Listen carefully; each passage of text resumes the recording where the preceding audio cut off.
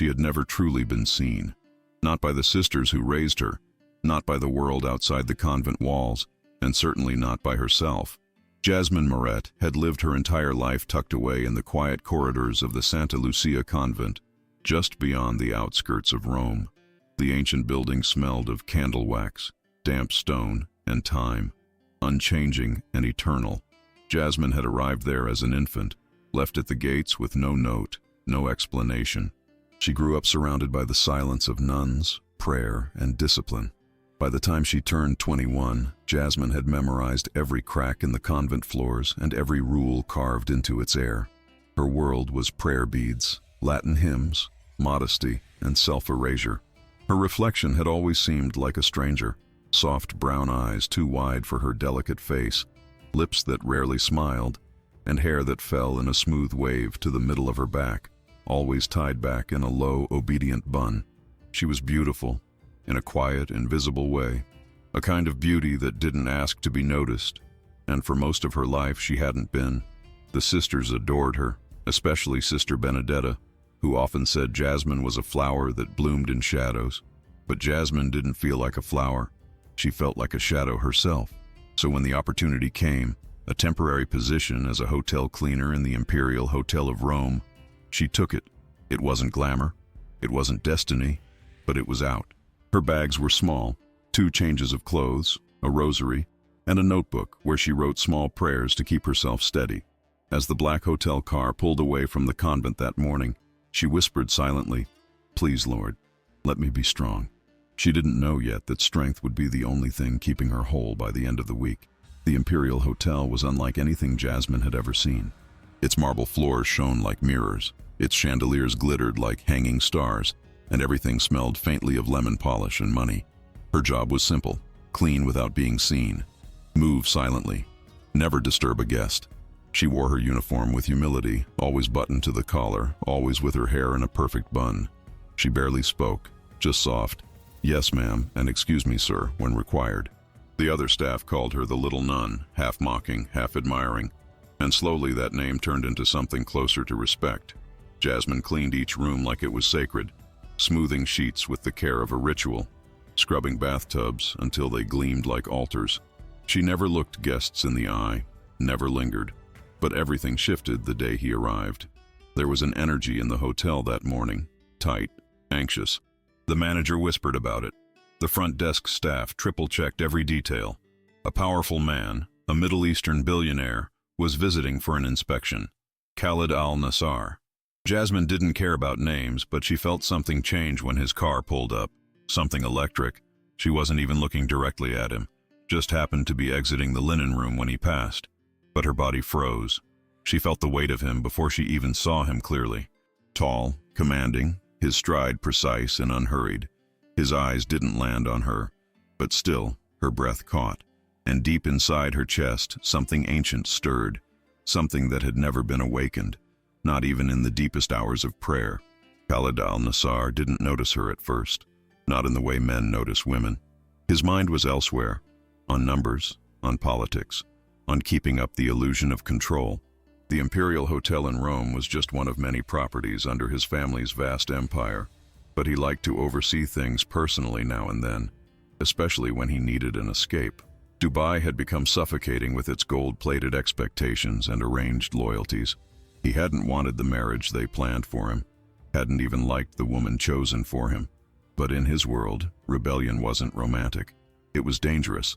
So he complied, outwardly. Inwardly, he was burning. Jasmine was just a blur to him that day, a figure in the background. Yet that blur left a mark. Something about the way she moved, head down, hands precise, like she didn't know the world could look back at her. Stuck. Over the next few days, he found himself noticing her more. At first it was unconscious, the way she folded towels, the way she pressed elevator buttons with her knuckles, the way she always avoided eye contact. Then it turned deliberate. He timed his comings and goings to coincide with the cleaning schedule, asked the management for small changes in staffing so she'd be assigned to his floor. It was reckless, but he couldn't help it. He didn't speak to her, not yet. But when she passed by, he felt it. A kind of stillness, as if she carried an entire world inside her. And for some reason, it called to him. Jasmine felt it too, though she wouldn't have dared admit it out loud. She noticed his scent before she noticed his face, something earthy and expensive that lingered in the hallway after he'd gone. She noticed how the atmosphere shifted when he entered a room, how even the walls seemed to lean toward him. And it terrified her. Not because she wanted it, but because she didn't know how to stop feeling it. It was wrong, everything about it. He was a guest, a powerful man, a stranger. She was a maid, a girl who had never even held a boy's hand. She tried to bury the sensations, to pray them away, but it was like trying to unhear a melody once it's inside your head. Each time she saw him, whether walking through the lobby or standing near the concierge, her chest tightened. Not with desire exactly, but with confusion. The kind of confusion that comes when you realize you're alive in a way you never expected to be. One afternoon, fate pushed harder. She was changing out the water tray in his suite when her fingers slipped on a damp cloth, and she fell forward, knees hitting the marble with a thud. He heard it, appeared almost instantly. She tried to rise quickly, ashamed, but he was already in front of her, offering a hand. For a moment, everything paused. Jasmine looked up. Their eyes met. It was only a second, but it was the second that changed everything. From that moment on, something unspoken existed between them. Jasmine avoided it the way someone avoids a flame, aware of its danger, yet unable to ignore the heat. She told herself it was a mistake, a trick of the nerves, but the truth lingered in her chest like incense smoke, visible only when the light hit just right. She moved more cautiously after that, but Kaled didn't let it fade. He began to speak to her, nothing overt, just small questions delivered in a voice so deep and calm that it made the air around her feel thick. "Do you always move this carefully?" he asked one day, watching her smooth the duvet with reverence. "I was taught to respect the spaces I enter," she replied, not daring to look at him. He observed everything, the way she pressed her lips when nervous, how her hands hesitated before touching anything, as if asking silent permission. He wasn't used to women like her. Jasmine didn't flirt, didn't perform. She didn't seem to realize how luminous she was, and that made him want to know more. Who she was, where she came from, what had built that quiet sorrow behind her honey-colored eyes. Jasmine began writing more in her notebook at night, the same one she'd brought from the convent, pages filled with words she couldn't speak aloud. "I don't understand what's happening," she wrote one evening. "When he looks at me, it's like I exist." The words scared her. She wasn't ready to exist, not in the way he made her feel. She knew the hotel had rules, the world had expectations, and whatever was growing between them was neither simple nor safe. But her body betrayed her. Each time his voice echoed near, her spine straightened. Each time she sensed him in the corridor, her breath paused. It wasn't love, how could it be? But it was something alive, something defiant, and it was growing fast. One evening, she stayed late to restock the presidential suite. She entered quietly, believing it empty. But he was there, standing near the window, sleeves rolled, glass of dark wine in hand. He didn't turn. "You always walk that softly?" he asked without looking back. She froze, unsure what to do. "I didn't mean to disturb," she said quickly. "You didn't," he replied, now facing her. There was a stillness between them, like a pause in music, like the world waiting to see what came next. And in that moment, for the first time, Jasmine didn't flee. That night didn't unravel into something scandalous or loud. There were no confessions, no grand declarations, just silence. A charged, impossible silence that filled the room like mist. Jasmine placed the fresh sachets beside the bed, adjusted a glass on the tray, and moved like a shadow, carefully, precisely. But Kaled watched her with a gaze that stripped away her invisibility. "You move like you've been trained to disappear," he said, and something in her flinched. "That's how I was raised," she admitted quietly, eyes fixed on the silver handle of the minibar. "To serve, not to be seen." He didn't respond, just stepped closer, not invading, but making his presence unavoidable. Jasmine's heart thudded painfully. She wasn't used to being close to a man, let alone one whose gaze burned without touching. For a moment, she wanted to disappear into the floor, into her old life, into a safety that didn't exist anymore. But she didn't move. She stood there, trembling, unsure of what to fear more, his attention or what it was doing to her. After she left his suite that night, Jasmine walked straight to the staff bathroom and locked the door behind her. She stared into the mirror, gripping the sides of the sink as if trying to anchor herself to something solid. Her cheeks were flushed, her chest still tight. She splashed water on her face, but it didn't wash away the heat. What was she doing? This wasn't part of the plan. She had come here to work, to build a life, to find herself outside the convent walls, not to get noticed by a man like him, a man who carried power like a second skin, a man whose world would never make room for someone like her. Still, something inside her had shifted. A door had cracked open, and she wasn't sure she knew how to close it again. In her small dormitory that night, she wrote again in her notebook, "He looked at me like I wasn't invisible. I don't know if that's good, but it's something." She didn't sleep. Kaled didn't either. He stayed awake, replaying every gesture, every silence, every breath of that moment. And for the first time in a long time, he didn't feel tired of the world. He felt curious. And in a man like him, curiosity was always the first sign of danger. The days that followed unfolded like a quiet tension stretched between two souls who had never learned how to meet halfway. Kaled didn't rush. He never did. But his presence became more frequent, more deliberate. He found reasons to linger in the lobby, to walk the corridors, to inspect reports in person when he could have easily sent someone else. Each time Jasmine crossed his path, he noticed something new. The way her fingers hesitated before touching fragile objects, the way her eyes avoided his but flicked up for half a second when she thought he wasn't looking. There was a precision to her, a reverence, as if she were always performing a sacred task. And maybe she was. Because for Kaled, watching her had become ritual. He'd met women all over the world, dressed in diamonds, fluent in seduction. But Jasmine, she didn't try to impress. She didn't try at all. And that's what made her unforgettable. He found himself craving her silence, her restraint. It was like being near someone who didn't even know she held power, and that made her the most powerful of all. Jasmine, meanwhile, felt like she was losing control of a script she never agreed to perform in. She started waking up with dreams she didn't remember but could feel lingering in her limbs. She fumbled things, dropped towels, forgot where she placed the cleaning cart, and every time she saw him, her thoughts scattered like birds. She hated it, hated how aware she'd become of her own body, how she started fixing her bun with more care, how she checked the buttons of her uniform twice.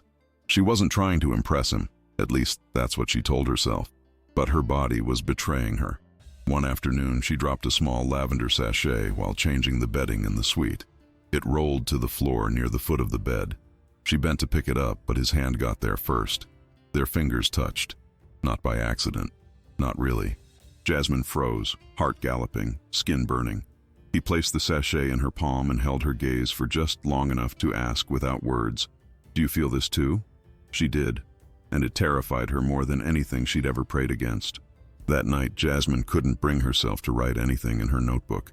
What could she possibly say that would make sense of what she felt? Her mind was chaos. Her body felt foreign.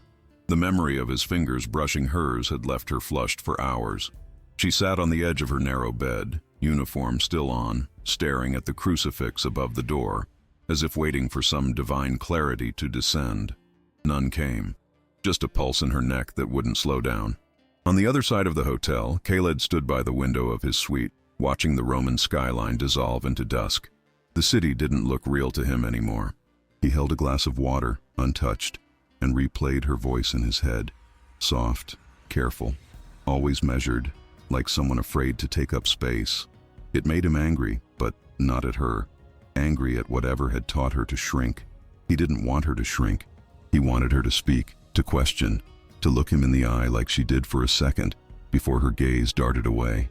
And he knew that if he touched her again, she wouldn't pull away.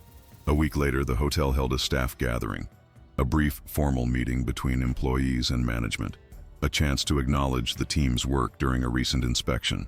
Jasmine was shocked when she was asked to attend. "They want someone from housekeeping," her supervisor said, shrugging. "You're the most efficient, quiet, polite. That's all it took." Her efficiency had made her visible, and now she'd have to stand in a room where he would be. When she entered the executive lounge, her steps were small, her breath shallow. She wore her hotel uniform, clean and pressed, hair in its usual knot. She didn't belong there, and she knew it. But he saw her the moment she stepped in. Kaled stood at the far end, his blazer on the chair behind him. shirt sleeves rolled just above the wrists.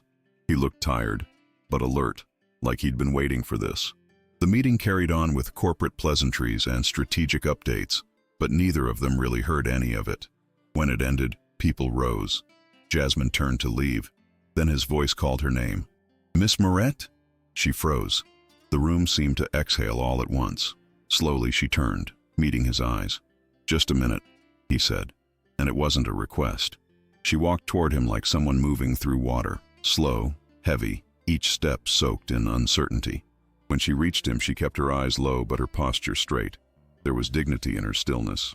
Kaled waited until the last staff member exited, and then the door clicked shut behind them.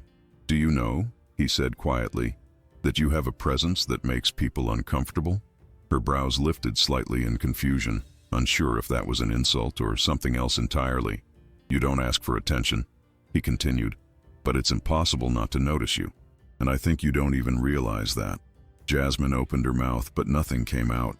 Her throat tightened. "I'm sorry if I made anyone." "Don't apologize," he cut in gently.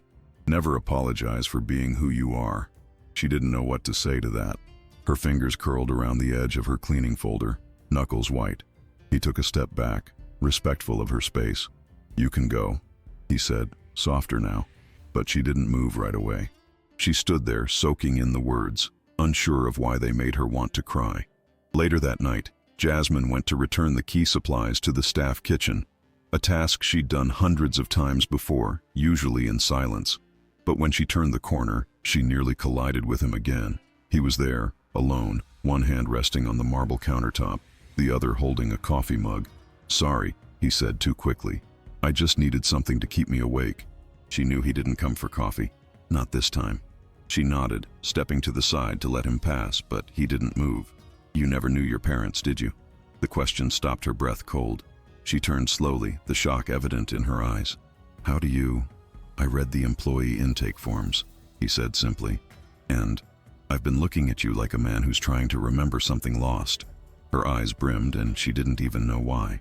Maybe it was because for the first time someone seemed to see all of her. Not just the silence, not just the obedience. "I grew up in a convent," she whispered. "They taught me to live small, to expect nothing."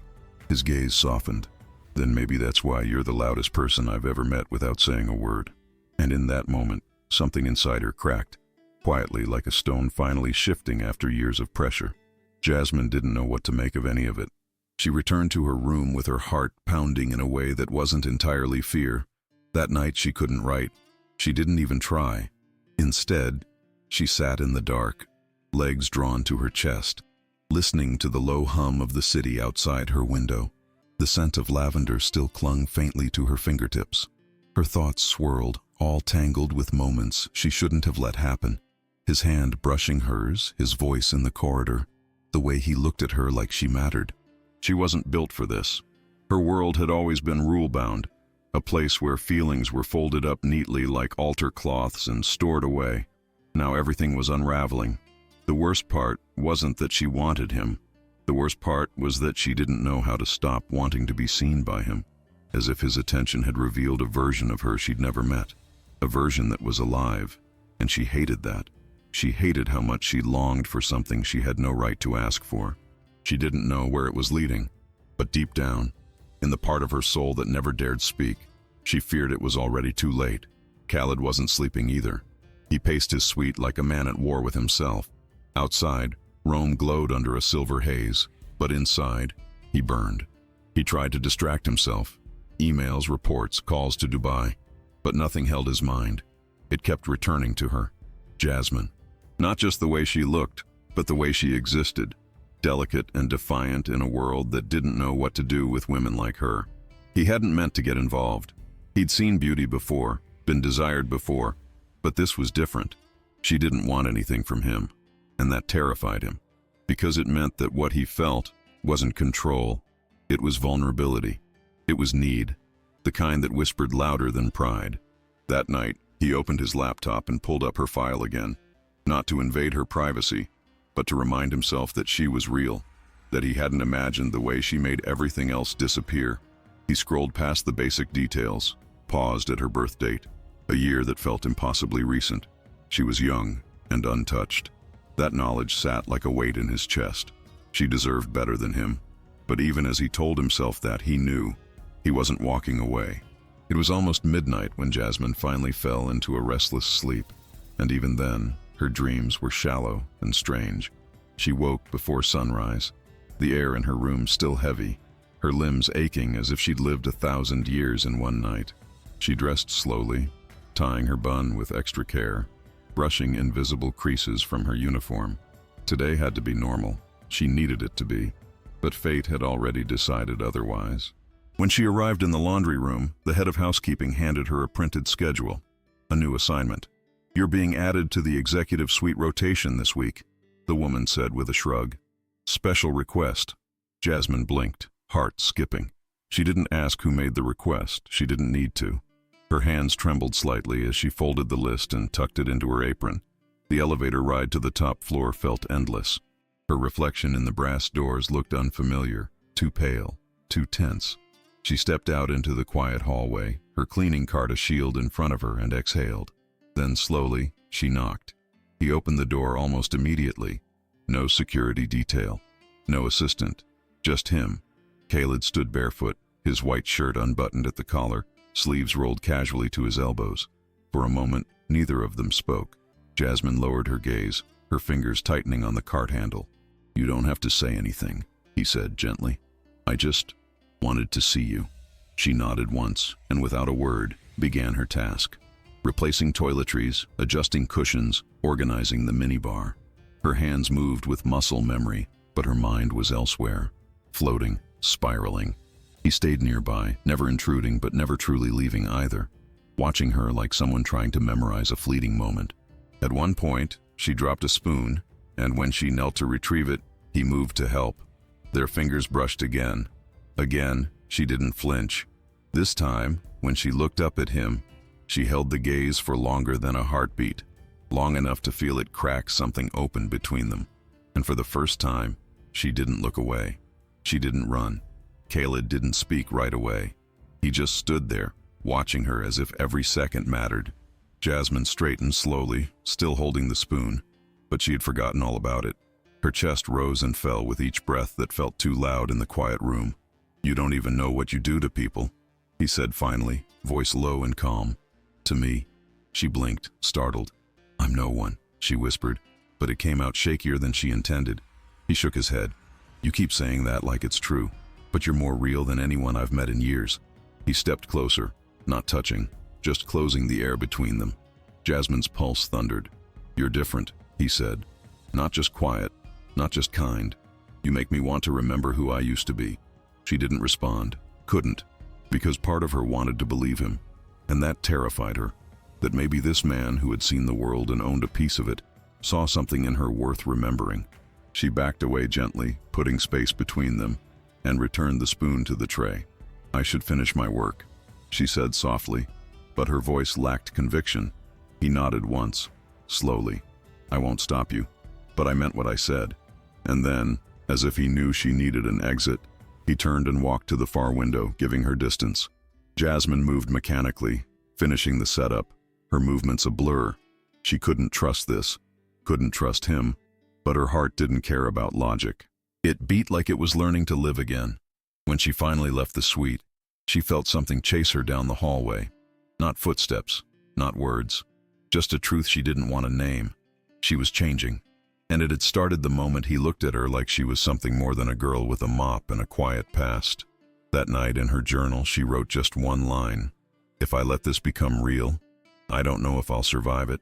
She closed the notebook with trembling hands and knew, without doubt, that something irreversible had begun. The next morning brought a strange kind of calm. Jasmine moved through her shift with a quiet resolve, like someone trying to stay afloat in still water. But inside, her thoughts churned violently. Kaled hadn't said anything more, hadn't reached out or requested anything unusual, but she could feel him everywhere, in the air of the suite, in the eyes of staff who whispered when they thought she wasn't listening. She hated that, hated how quickly silence turned into speculation.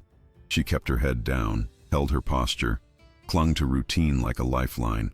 But even as she vacuumed, folded, sanitized, something inside her had shifted. She wasn't just working anymore. She was waiting, though for what, she wasn't sure. A confrontation, a confession, a goodbye.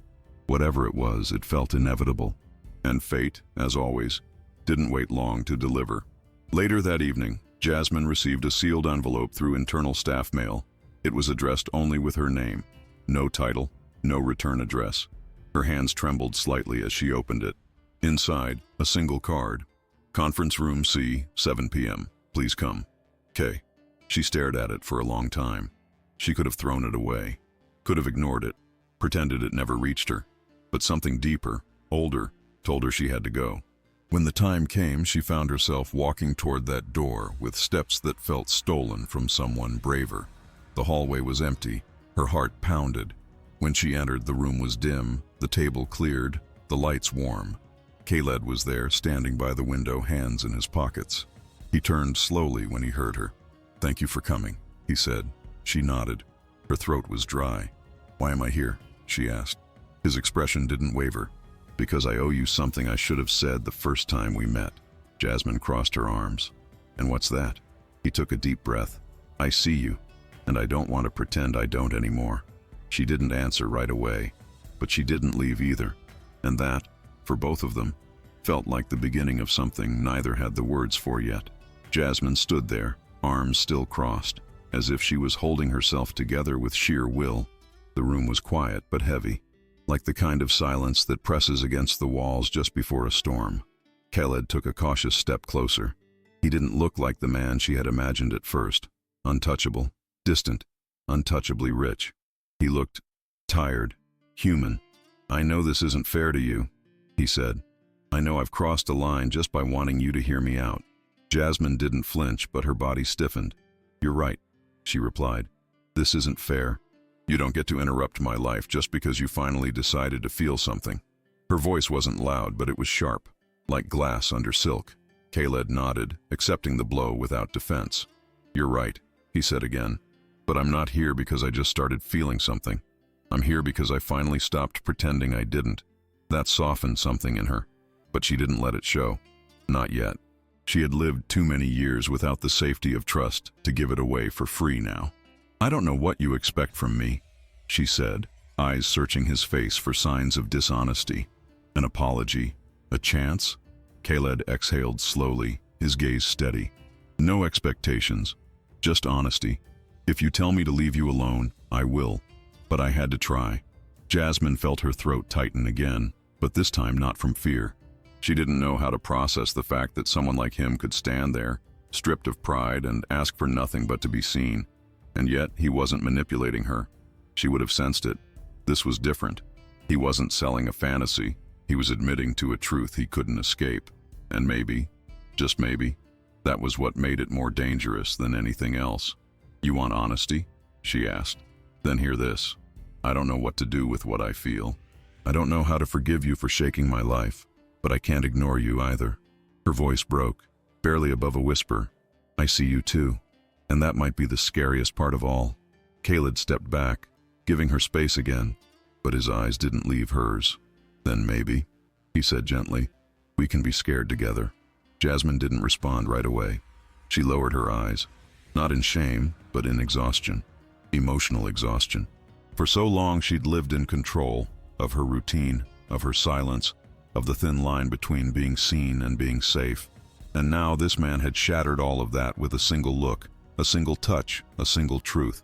She felt raw, exposed in a way she hadn't expected to survive, but somehow she was still standing. "You have no idea what my life has been like," she finally said. "I've worked for everything, alone. No one saw me before this job. No one wanted anything from me. And now..." She didn't finish the sentence. Kaled listened, his posture steady but unguarded. "I want you to know something," he said quietly. "I didn't come into this thinking I'd feel anything for you. That wasn't the plan. But here I am. Not because you're beautiful, though you are. Not because you're different, though you are. I'm here because when I look at you, I see the part of me that's still capable of something real." Jasmine's lips parted as if to speak, but no words came. Because deep down, a part of her wanted to believe him. They sat after that, not touching, just sharing space as the light outside the conference room dimmed into evening. Jasmine rested her palms on her lap, fingertips twitching nervously. "I don't know how to trust you," she said. "Not just because of who you are, but because of who I am. This is all new to me." Kaled nodded. "I don't expect you to trust me yet. I haven't earned it." She looked at him then. Really looked. The sharp lines of his jaw, the deep crease between his brows, the eyes that held far more fatigue than arrogance. "You've probably had 100 women throw themselves at you," she said, not bitterly, just as fact. "Why me?" He smiled softly, without pride. "Because you're the only one who makes me question everything I thought I needed." That answer didn't solve anything, but it unlocked something in her, a door she'd welded shut for years. She didn't open it all the way, just cracked it enough to whisper, "I don't know what's going to happen." "Neither do I," he replied, "but I'm not going anywhere." And somehow, that was the most dangerous promise of all. Days passed. Jasmine didn't change her routine. She still cleaned, still moved quietly through the corridors, still avoided unnecessary conversations, but everything felt different. The air was heavier. Her chest was tighter. Her thoughts no longer belonged only to her. They moved around Kaled like moths to flame, impossible to silence. She didn't see him every day, but when she did, it was like the world narrowed to that single moment. A glance in the hallway, a nod in the elevator, a touch too close when he handed her something. And still, neither of them dared cross that final line again. But tension hummed between them like a wire stretched too tight. Jasmine found herself looking in mirrors longer, fixing loose strands of hair, rewriting thoughts in her journal that didn't sound like prayers anymore, but confessions. She knew something was building, and she feared that once it came undone, there would be no putting it back.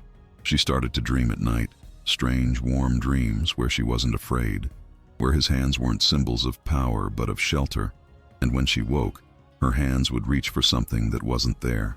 Then came the evening that changed everything. A late delivery had delayed her shift, and she was asked to finish restocking the top-floor suites before going home. It was almost 10 when she reached the penthouse.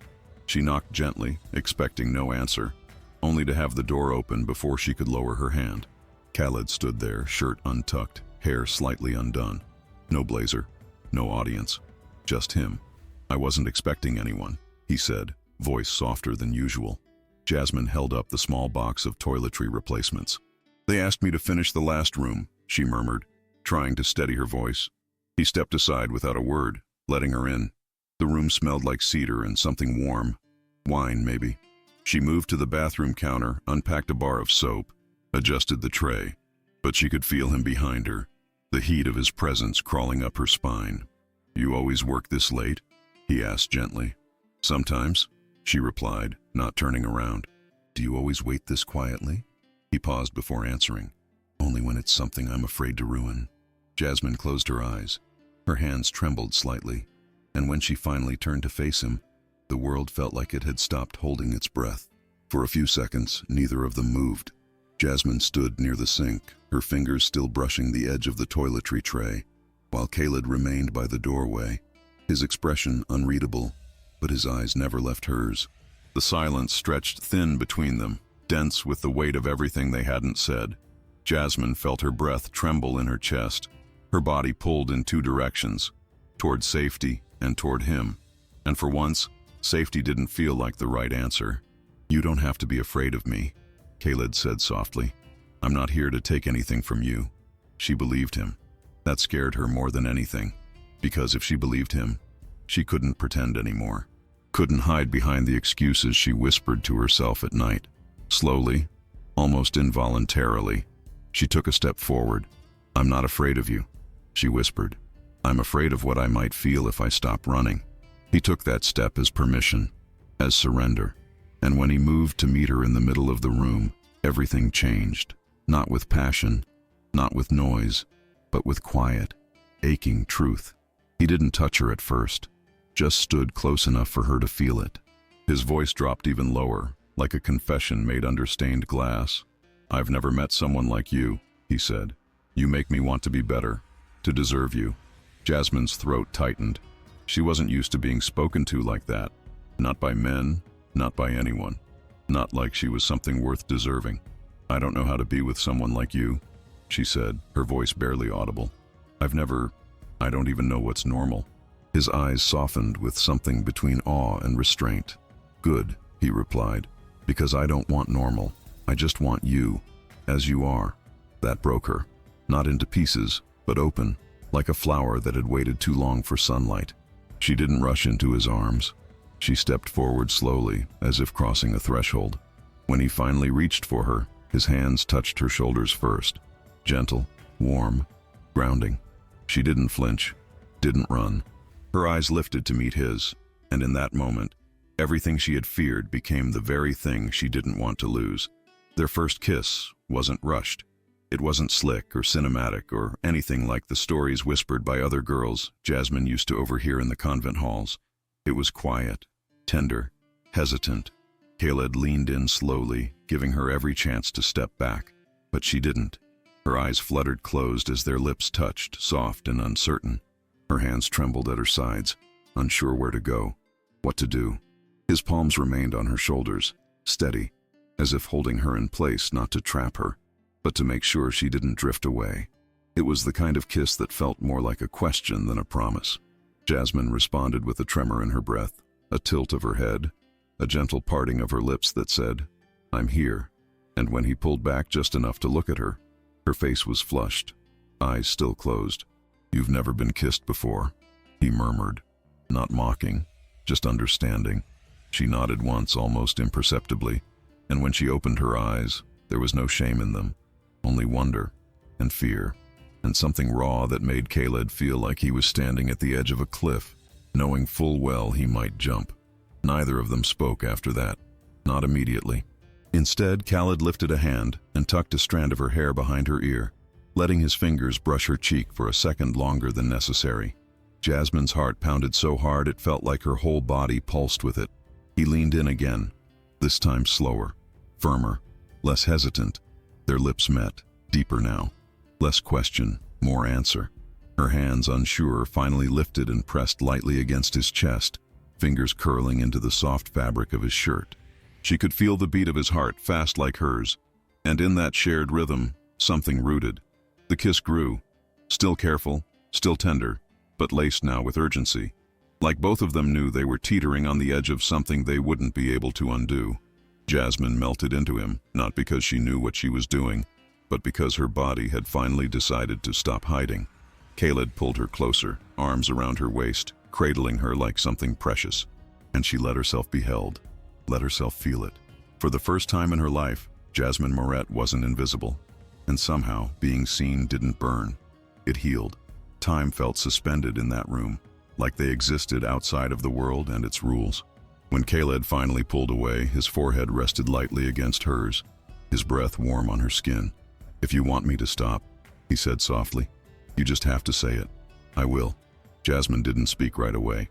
Her hands remained on his chest, her fingers still curled into the fabric as if she didn't quite know how to let go. She was trembling, but not from fear, from the gravity of the moment, the weight of being wanted like this. "I don't want you to stop," she whispered. "I just don't know how to do any of this." His lips brushed her temple, reverent. "Then we'll learn together."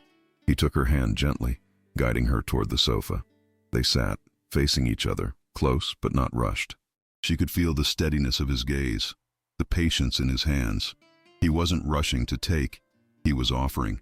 And for someone who had only ever learned to give, that was more intimate than anything else. "I'm scared," she admitted. He nodded. "So am I." And somehow that was the safest thing he could have said. They didn't make love that night, not in the way movies or stories would describe. There was no music, no perfect lines. Just breath and warmth and hands that moved slowly, asking, never demanding. Kaled touched her like she was made of glass, and Jasmine responded like someone just beginning to believe she was allowed to be touched. Her body was shy, awkward in its unfamiliarity, but she didn't turn away. She let him kiss the inside of her wrist, her collarbone, her cheek.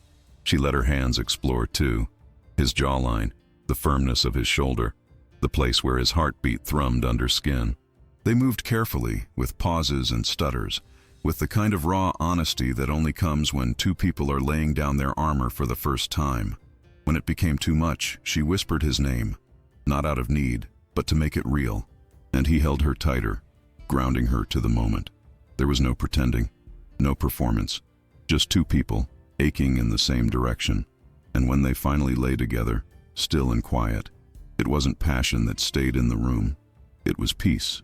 Jasmine woke before sunrise, her body aching in ways she didn't fully understand. But it wasn't pain. It was presence. It was the weight of what had happened, of what she had allowed herself to feel. She turned her head slowly to see Kaled beside her, still asleep. In the quiet glow of the early morning, he looked different, softer. Asleep, he wasn't the heir to an empire or a man accustomed to being obeyed. He was just a man, breathing, vulnerable, human. Jasmine stared at him for a long time, absorbing the truth of it. She felt exposed, but not in a way that called for shame. More like standing on the edge of a cliff, wind in her face, knowing the fall would be worth it, even if it broke her. Quietly, she slipped out of bed, gathering her uniform from the floor with trembling fingers. She dressed slowly, the fabric suddenly feeling too tight against her skin. When she glanced back once more before leaving, she felt something crack in her chest. This wasn't a beginning. This was a mistake she couldn't afford to make again. She slipped through the service hallway without anyone noticing, head down, steps quick. Back in her room, she didn't undress. She sat on the edge of the bed and stared at the wall for what felt like hours. No tears, no prayers, just stillness. And then the knock came. Not at her door, but at the core of everything she had kept locked away. A realization pounding like thunder in her chest. She couldn't stay. Not like this. She needed to leave before it spiraled further, before her body started craving what her heart wasn't sure it could carry. Kaled, when he woke, knew instantly that something had shifted. The bed was cold, the silence too deep. He sat up, eyes scanning the room, and when he reached for the blazer he had worn the day before, his hand stopped. He patted the inside pocket, then the other, then stood up and checked the floor. Nothing. Panic hit him like ice water. The ring was gone. The Al-Nassar heirloom, passed from father to son, generation after generation, was missing, and so was Jasmine. The accusation came quickly, too quickly. Within the hour, Jasmine was summoned to the hotel management's office. Her uniform was still wrinkled, her hair hastily pulled back, and the dark circles beneath her eyes told the story before she could speak. Kaled was already there, standing by the window, arms crossed, jaw clenched. He didn't even look at her when she entered. A manager cleared his throat, handed her a document she didn't read, and asked, "Where is the ring?" Jasmine froze. "What ring?" Her voice cracked. Kaled turned then, eyes cold, sharp. "The ring from my finger," he said flatly. "The one I was wearing last night." Her heart stopped. "I don't know what you're talking about," she whispered. "I didn't take anything." But he didn't blink, didn't falter. "You left my room before dawn. No one else came in or out. And now it's gone." His words sliced through her like wind through silk. "You think I stole from you?" she asked, tears brimming before she could stop them. He didn't answer. That silence was louder than any scream. She didn't try to defend herself. What was the point? The look in his eyes told her everything she needed to know. He had believed in her. Maybe. And now, just like that, he didn't. Whatever had bloomed between them died in that moment. Jasmine was escorted out not by staff, but by security, through the back service door, as if she were something dirty, something to be hidden. The shame burned deeper than the injustice. It wasn't the job she mourned. It was the piece of herself she had given to a man who turned his back the moment the narrative didn't fit his comfort. She returned to her small dorm room just long enough to grab her notebook and the tiny suitcase she'd arrived with. She didn't speak to anyone, didn't explain. The same silence she had carried into that hotel now carried her out of it. But this time it was heavier. This time it carried betrayal. Jasmine didn't cry until she was inside the car sent by the hotel to drop her wherever she wanted. She asked for the convent, and when the driver didn't question her, she realized it was the only place left that would take her without asking why she was broken. The convent hadn't changed. The air still smelled faintly of stone and incense. The corridors still echoed with the same slow footsteps and whispered prayers. But Jasmine was no longer the girl who had once fit so neatly into that silence. She returned not with hope, but with heaviness. Sister Benedetta embraced her without question, her wrinkled hands brushing Jasmine's hair with a tenderness that nearly undid her. "You look tired, child," she said. Jasmine didn't reply. She couldn't. That night, Back in her old room, surrounded by pale walls and folded linens, she opened her notebook for the first time in days. Her hands trembled as she flipped past old entries, pages filled with prayers, dreams, and soft hopes. She stopped on the last page and stared at the only sentence she'd written since leaving the hotel. "I let myself believe I mattered." She read it again and again, until the words blurred and her throat closed around the truth. She had wanted to believe in something more, in love, in being seen, in mattering. And now she felt like a ghost again, haunted not by what she had lost, but by what she had dared to want. Back at the hotel, chaos brewed. Kaled paced his suite like a man unraveling. The silence Jasmine had left behind screamed in every corner of the room. He replayed the conversation in the office, the look in her eyes when he'd said the words he couldn't take back. "You think I stole from you?" Her voice echoed in his head like a curse. He had doubted her, without hesitation, without giving her a chance. And now, with the ring still missing and no sign of her, the guilt consumed him like fire. His pride had blinded him, his fear had ruled him, and in trying to protect his name, he had destroyed the only thing that had made him feel human in years. When his assistant entered the room later that evening, holding a small velvet pouch, Kaled's world collapsed. "It was in the laundry chute, sir," she said cautiously, "tangled in the linens, the ring, the heirloom, the proof of Jasmine's innocence." Kaled took it with shaking hands, but the victory felt hollow, because the only person who mattered was already gone. And this time, he had no idea how to bring her back. Kaled didn't sleep that night. He sat in the corner of his suite, the ring clutched in his hand, the past 24 hours playing over in his mind like a punishment looped on repeat. He had built a life on strategy, power, and precision. But when it came to Jasmine, he had failed at the most basic thing: trust. She had never asked him for anything, never tried to seduce or manipulate him. She had been honest in a way that disarmed him, and when faced with a moment of uncertainty, he'd chosen suspicion over faith. That wasn't just a mistake, it was a betrayal, one he didn't know how to undo. As the first light of morning crept through the tall windows, Kaled stood and made a decision. He wouldn't send someone to find her. He wouldn't draft an apology letter or have his people clean up the mess. No. This time he had to do it himself, not as a CEO, not as the son of a dynasty, as a man who had broken something fragile and real, and wanted to earn the right to fix it. He left the hotel just after dawn, dressed simply, with no entourage, no fanfare. He didn't know exactly where she'd gone, but he had a guess. The convent. The only place she'd ever spoken about with warmth, the only place that had shaped her into the woman who now haunted his every thought. When he arrived at the gates, the sky was overcast, the air cool. He felt strangely out of place, like a storm dressed in linen. A young nun answered his knock, eyes widening slightly when she recognized him. He asked for Jasmine. She hesitated, then nodded once and led him through quiet hallways echoing with morning hymns.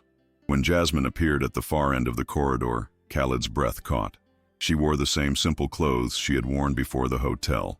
Her hair was tied back tightly, her face pale but composed.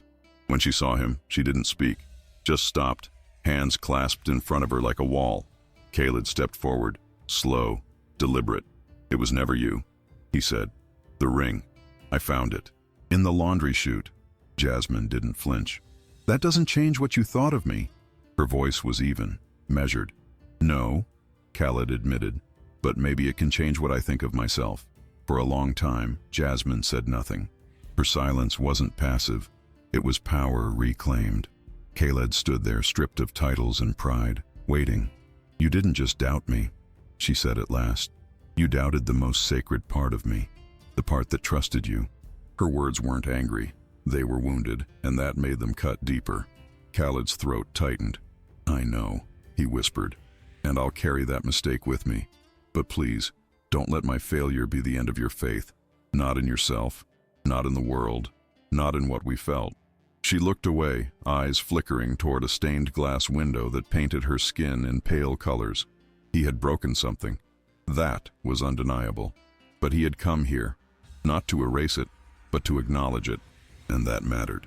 "I don't know if I can forgive you," she said finally. "Not yet." Kaled nodded. "I'll wait," he said simply. "As long as it takes." He stepped back, not pressing further, and turned to leave. That, more than anything, showed her he meant it. Weeks passed before she saw him again. Not in the flesh, but in the letter that arrived one quiet morning, tucked inside a journal she had once left behind at the hotel. It was her notebook, returned with care, its pages untouched, except for one. The last page now bore a new line, written in his unmistakable hand. "If I ever deserve your truth again, I'll be waiting where we left it, in silence, in stillness, in you." Jasmine read it once, then again, her fingertips lingering on the ink as if it were skin. She didn't cry, she didn't smile. She just sat, notebook in lap, knowing that something had changed. Not fixed, not forgotten, but changed. And maybe that was enough, for now. Because healing wasn't about forgetting pain. It was about choosing what came next. And in the quiet hush of that morning, Jasmine chose something rare, to hope again.